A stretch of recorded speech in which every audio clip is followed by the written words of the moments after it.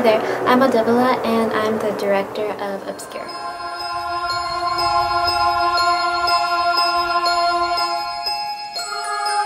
So this is just some behind the scenes footage for whoever may be interested in how the idea came about or how production was, or just, you know, this isn't a typically made film, not even a student film, because I kind of made it just on my own for my own experience and my own interests. So this is for anyone who may be wondering how all the process came about, because we had a pretty small team and very little to work with.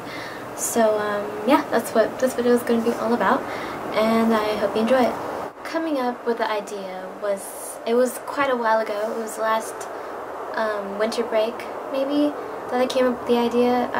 Originally this was made for a film festival on campus at my college at the time, and it's just, you know, it's for a club, a film club, so it's not really that big of a deal, but to me, just seeing a movie on a movie screen, even if it was just in front of some college students, was a big deal to me. So I decided, hey, I have this break coming up, and never really made my own kind of film before where I really went out there to a new location to shoot something and wrote a story. So I was like, this is my time. And it was really hard to get together because I didn't have any actor friends really. Didn't really know where I'd have time to do a location because, you know, everyone's so busy when you're in school, and I'm kind of on my own. I don't have a big network of friends that like film. I'm kind of just the only one. And so it was just this really big process. I really couldn't make anything I wanted. I had to work around what kind of people I had, locations, the weather, what costumes I had, whether I wanted sound or not, or dialogue, and I, trying to be as humble as I can, I literally am behind everything. I did the directing, I did the editing, I made the website, I came up with the idea, I was the makeup artist, the costume designer, the hair stylist, and an actor, and cinematographer, and that was not a good idea, but at least I can say I got through it, and this is my product. I only had 2 other people working with me the first day. Both of them are mostly actors, and sometimes they held the camera for me. And on the second day, because we only filmed 2 days, we had a 3rd person who was the victim.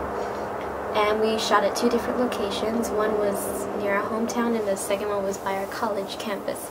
But they were both forest locations. But we had to do a lot of scouting to find those places, or I had to do some scouting to find those places. And the weather and the things going around at those places is a completely different story.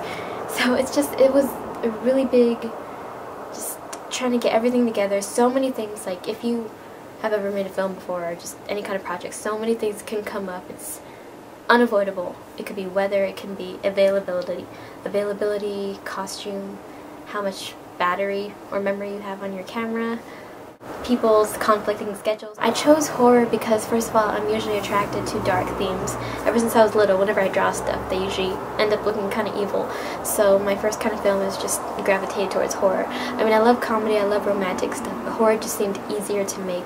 And it was also a thing about sound, because my friends, they always support me. I love them, and they're always there for me for my projects, but they're not really comfortable acting, so I wanted to keep it easy for them by asking them this huge favor to, you know, spend all these hours with me on a weekend to film something. So I decided just cut out dialogue. We're not going to use dialogue. First of all, I don't even have that good of a camera, and if we're filming in the city, in a forest that's within a city, there's going to be background sound, and there's no way to get rid of that. So I was just cut out sound, makes things so much easier. That way I can just focus on what's being seen and not what's being heard.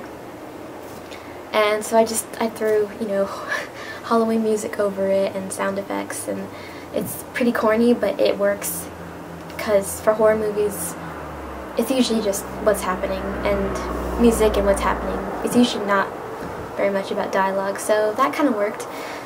In the future, of course, I hope to be able to use some dialogue, but for now it worked because that way I already had so many things to focus on, so worrying about people memorizing lines and then having them say the lines correctly, and then background sound and distractions, I just got rid of it by just using music.